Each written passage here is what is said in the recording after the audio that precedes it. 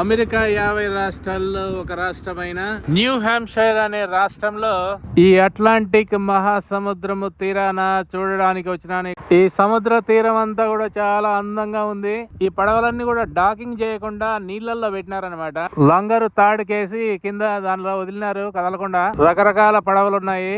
ఇంకా సముద్ర తీరం కాబట్టి ఇక్కడ డీప్ ఓషన్ ఫిషింగ్ అని ఈ పడవల్లో సముద్రం లోపలికి తీసుకెళ్తారనమాట. గ్రూప్ గా వెళ్ళొచ్చు, లేకపోతే ఒక్కొక్కరు వెళ్ళొచ్చు. లోపలికి వెళ్ళి సముద్రంలో చేపలు పట్టుకొని రావచ్చు. నిన్న ఒక ఆయన నన్ను లాబ్స్టర్ తింటావా అని అడిగినాడు. నేను తిననని చెప్పినాను. ఇంకెందుకు అన్నాడు. ట్రై చేయి బాగుంటది అన్నాడు. నేను కేవలం చికెన్, మటన్, ఫిష్ తో ఆగిపోయినాను. కొంతమంది ఏమో ఏవైనా ట్రై చేస్తారు కానీ కొంతమంది ఏమో చిన్నప్పుడు ఏమి తింటా పెరిగింటారో ఇంకా అవి మాత్రమే తినగలరు. మళ్ళీ కొత్తవి ట్రై చేయలేరు. అసలు సముద్రం లేకి పోయినాం కదా అని ఎన్ని చేపలు అంటే అన్ని చేపలు పట్టుకొని రాకూడదు. గవర్నమెంట్ రూల్ ఉంటుంది.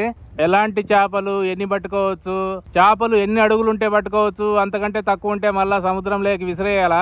న్యూ హాంప్షైర్ అనే రాష్ట్రంలో ఇక్కడ అంతా కూడా పార్క్ దగ్గర బీచ్ మాదిరిగా ఉంది. ఇక్కడ జనాలంతా వీకెండ్ లో బాగా ఎండలు ఉన్నప్పుడు వచ్చి టెంట్లు వేసుకొని ముక్కలు కాల్చుకుంటా.